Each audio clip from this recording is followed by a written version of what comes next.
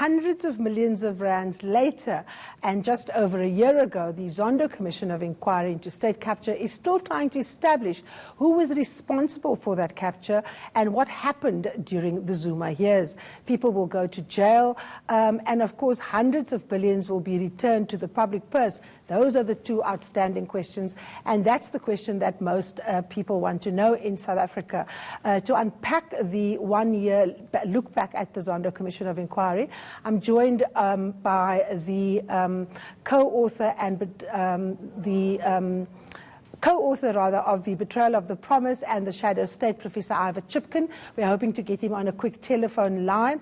And then in the studio, I've got Wayne Duvenage, who of course heads up OUTA. Mr. Duvenage, whilst we get Mr. Chipkin on the line, let me start with you.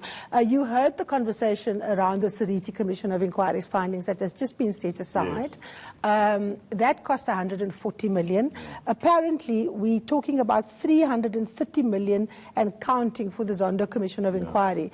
We've had one arrest that I read about this morning, and that is one of the former MECs in the Northwest with the Mediosa contract linked to the ambulances and hospitals. The MEC there, the former health MEC, she's been arrested. One arrest, millions of rands later, a year to go, the president saying, in Parliament last week, he can't say arrest Wayne Duvenage, arrest so-and-so. We need to respect the rule of law. Is it a good enough explanation? Yes, absolutely. You know, we can't put this commission in the same box as the Seriti Commission, and it's good that the Seriti Commission's findings have been set aside. Why can't we do that? Well, it's all in the context of what was happening. We can see clearly what was happening at the time with the arms deal matter. It was a farce, and it was called by civil society at the time as that. That is why it was challenged, and this is good, the ruling that's come out now. What we see with Judge Zondo is a very different approach, a methodical approach, a thorough approach, and what I term is the dots were joined a long time ago on state capture with Advocate Thuli Madansela's reports and others, and media headlines. And so you get the picture of state capture, but the commission is now colouring that in, and beautifully so. And you get the picture so clearer when you get all this evidence that's coming to the fore. Now, the commission's not going to be doing the arresting, and the rule of law will flow with the NPA and the Independent Directorate and the Hawks, and they've been captured for a long time, and only this year have we put, has the President ensured that the right process is followed. We've got good, credible people in place, and from here will flow the rule of law, and the two combined will have a profound effect in time to come. I happen to agree with you, Wayne. I think that it's important to understand that the very instruments that we would normally use in a society to go after wrongdoers were in fact captured, and it was part of the plan of the state capturers to actually render the criminal justice system unable to do its work. The President has now appointed Shamila Batoy, and that's all well and good for you and I, who are political animals and we like unpacking things. But for someone who is struggling to get a job, for someone who is struggling to continue to pay school fees at a private school, a middle-class person, these things are simply taking too long. And many people would want stronger action, but of course, we can't be an authoritarian state. The executive cannot get involved in who gets prosecuted. We've seen the disaster of that around someone like former Finance Minister Pravin Gordhan. How do we make sure that the commission that needs to colour in the picture needs to work in such a way that it speeds up the ability of those investigating criminal acts to move forward? Like, for example, we had the Nugent Commission of Inquiry. The Nugent Commission of Inquiry was not even concluded by just the weight of evidence that it had. Judge Nugent advised that Mr. Moyane was unfit, and the President, of course, acted, and we had a big fight back from Mr. Moyane. So how can the Zondo Commission of Inquiry work in such a way that it's not seen as a diversion from the criminal investigations that need to be done? How can there be better synergy between what happens at Zondo and the pace at which criminal and civil proceedings actually go ahead against those implicated and against those involved? Yeah, a good question. So just going back to the start of what you're saying, we don't blame people for being frustrated for things that are not happening as fast as they should. And if you see all the polls taking place, people see this commission as also a waste of time. And we urge people not to feel and see it that way. And let me come to your question then. The two operate very separately. And yet they support each other if it's done properly, and that's what we see happening. So with the Zondo Commission, he has not used his subpoena powers yet, and yet we see a lot of people voluntarily coming forward. Without this commission, you might not have had a greaser, you might not have had the number of whistleblowers that have come forward. And he still has powers of subpoena. Exactly, and that's still going to, and we're waiting for that, and we're looking forward to that happening. And so that brings in, there's so much evidence. Now the NPA has a lot more to work with than what they would have had without this commission. Let me put that same question to Professor Chipkin, who's on the telephone line with us. Good morning, Mr. Chipkin, Professor Chipkin, rather. Thank you so much for joining us via telephone. You, of course, the co-author of The Shadow State, also the co-author of The Betrayal of the Promise. You have intimate knowledge of the Zondo Commission of Inquiry, but also the nature of state capture under the Zuma administration. Is the Zondo Commission looking in the right places, and is there enough synergy between what is happening at Zondo in terms of the forensic evidence that's being dug up and the criminal proceedings and investigations that need to happen, so that the people don't feel that this is just a long, expensive waste of time? Morning, Karima. Hi. I think it's really important questions. I think the Zondo Commission is doing very, very important work. Through its work, quite extraordinary things are being exposed. What really matters, though, going forward is how we interpret what Zondo is, what is emerging from Zondo.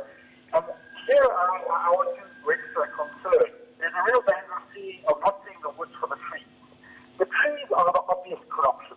There's huge corruption which has taken place over the last 10 years, and that is what we're seeing.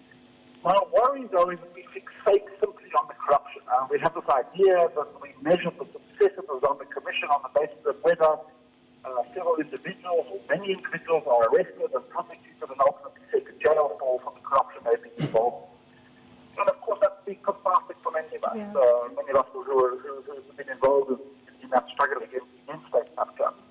But there's a much bigger picture which we're at risk of losing sight of, and that is the tremendous damage that has been done to state institutions in the course of the last 10, 15 years. Now, that damage is not simply the damage of corruption. If you like, the ongoing work that I've been involved in, and I'll discuss it with you on the day, what's shown very clearly is that state capture emerges in the context of extraordinary disruption to the processes and operations of state institutions. All right, Professor Chipkin, we must apologize to our viewers for that quality there, difficulty here. But one of the things, Wayne, that Professor Chipkin did say was that we need to look at the quality of the information that comes out, and also just the fact that entire institutions were in fact rendered useless. And the rebuilding of those, coupled with the fact that they are now sitting with this overload of work that they have to do, is of course the nub of why there is delays, why there is budget deficits and so on. We know, for example, the NPA doesn't really have money. The Justice Department has to kind of dig really deep.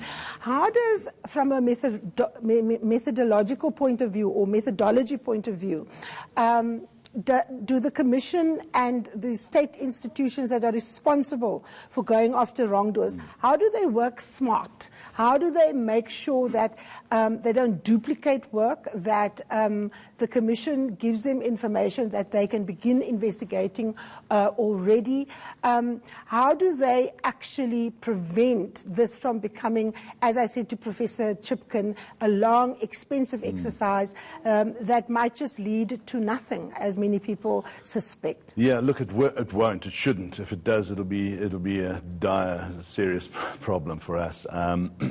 So what happens is the information's there. In fact, aside from the Commission, there is substantive information around state capture and wrongdoing.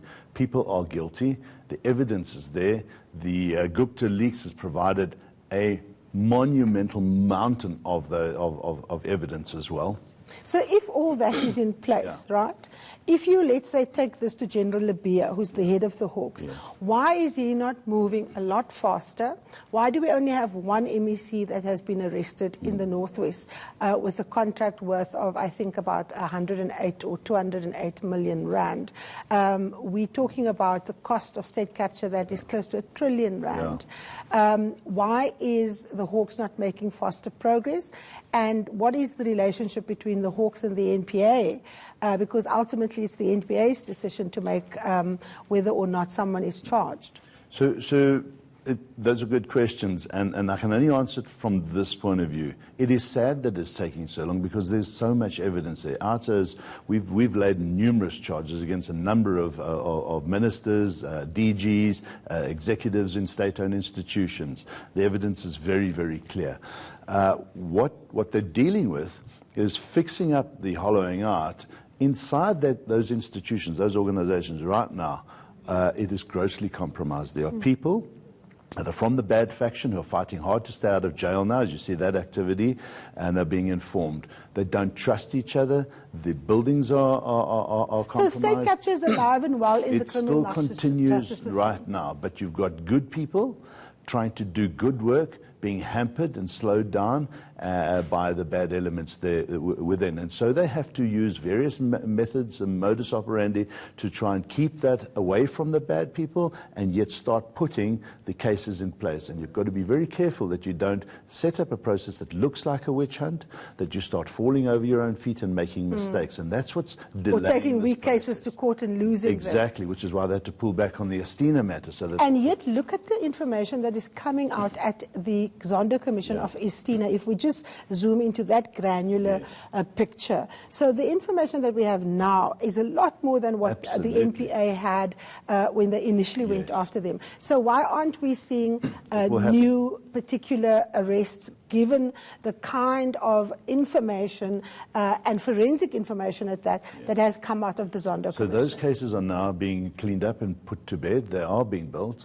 We know this because we do provide and work closely with various entities, people close to the system, so we can't say too much there, but the Special Investigations Unit, AFU, Hermie and Karima and her ID, they're all doing good work now, and it's taking longer than we would like, but as the President says, we can assure the public that if the rule of law flows with the good laws that we have and the evidence that is here, there will be a lot of people that should have been in jail some time ago, or at least prosecuted and possibly put in jail, coming to the fore. It's going to come out. We would have wanted it to have been a lot further down the road, but we can assure the public that that will happen, and it's going to take place over the next few months, years maybe. Absolutely. Now, I mean, a lot of people are tired of the corruption that has come out. But let's take a listen to Deputy Chief Justice Zondo, who heads the commission up, and just hear from him how he reacted to the volume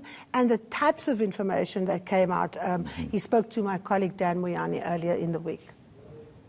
There have been quite a number of things that have really shocked me.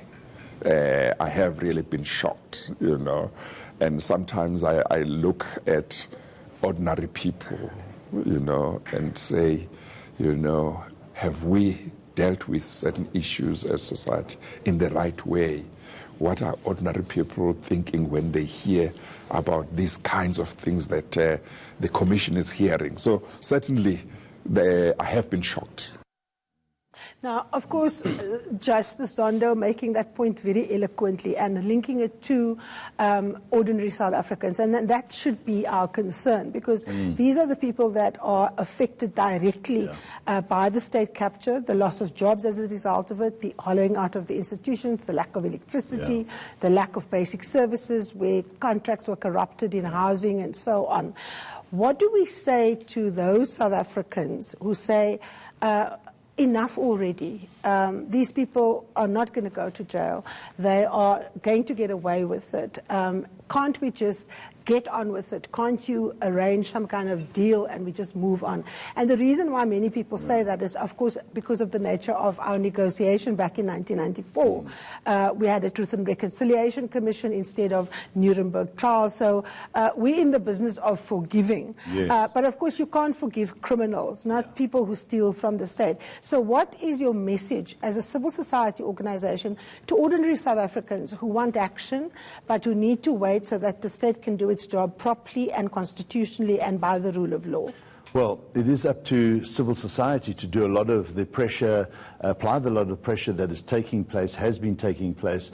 I just want to cast our minds back 18 months ago, just over 18 months ago, Jacob Zuma in power, Tom Moyane there, Sean Abrams and so forth. We have got rid of those people. We're now in a new process and space of fixing. It's taking a lot longer, but we must keep the pressure up. What we're saying to the government, and we're on the anti-corruption committees and so forth, is speed this process up. Put something in place that is very different, that shows the public that you're tackling corruption seriously. Is it corruption courts? Is it better whistleblowing protection processes? Is it working closer with civil society? And as you know, and you mentioned earlier on, the institutions are undercapacitated. Well, how do you use civil society? We have prosecutors, we have legal people on our teams building strong cases, feeding them straight through to the Hawks and NPA, and we believe that this is assisting. So we need to be patient and yet at the same time not patient by putting pressure on government, and that is what active citizenry is all about. Now, it's very confusing for people when they see the government of Cyril Ramaphosa acting as you indicated. We don't have Tom Moyane, we don't have Jacob Zuma, we had 10 cabinet ministers sacked and so on, but very few people to jail. It's very difficult when they hear allegations that the president himself might have had his hands in the till. He has, of course, come out clearly and said that the law must take its course, and if anybody has done any wrongdoing, they must face the full might of the law. There is a narrative from the fight back against state capture to embroil the president himself and the new administration in that corruption. And given that it's people in the same party, are they succeeding in convincing the public that they are in fact the good guys, that their hands were not in the till, and that what we're seeing in the papers is an attempt to distract us from getting to the real issues? And why can't it be true that everybody in the ANC is corrupt, given that the political system is so terribly captured? In fact, the entire political elite stands guilty of that. I mean, the EFF got its money from a criminal to start campaigning its elections. We're still waiting for Mmusi Maimane to tell us who supported him financially against his arch rival in the DA, Wilmot James. What do you say to ordinary people? Well, what we say to ordinary people is that politics has let this country down. Politicians, the ANC is an extremely corrupt party. There's no doubt about that. What is happening is a fight back from the extremely corrupt element there within to stay out of jail. And I think President Cyril Ramaphosa is the best bet that we have, given the fact that there are questions there as well. What we don't want is people who are charged in the past or their factions to come back into power, because that would be devastating for this country. That would set us back and really put us into a situation where gradings and rating downgrades will happen overnight. So we can repair. We are on a repair process. It is filled with barriers. It is filled with potholes and hurdles that we've got to get over. But we will get over them if we persevere, if civil society becomes stronger, if we hold the feet to the fire of those politicians who have to fix this country, and we get on with making sure that when it comes to the local elections, which is just 18 months away, we ask tough questions of our politicians in local government and the next elections. Now, we put the people there, we have a strong democracy, we've got a strong constitution, but it fails us because people within the system hijack it, and we allowed that to happen, and we didn't do enough. Now let's fix it by putting a pressure from civil society's point of view. That is where, without that, without the corruption watchers, the OUTAs, the right to knows, if they were all silenced, we would not be in the picture we're in, especially the media and the free media and the good work that the media does. So we've got to band together and make sure that our leaders lead for us, not for themselves. Absolutely. I think for me the biggest takeout is to not outsource our responsibility to pit men and women in politics, and of course to keep their feet, as you say, close to the fire. Wayne Duvenage, thank you so very much for joining us. Up ahead, we look at the top stories in the weekend newspapers. Stay with us.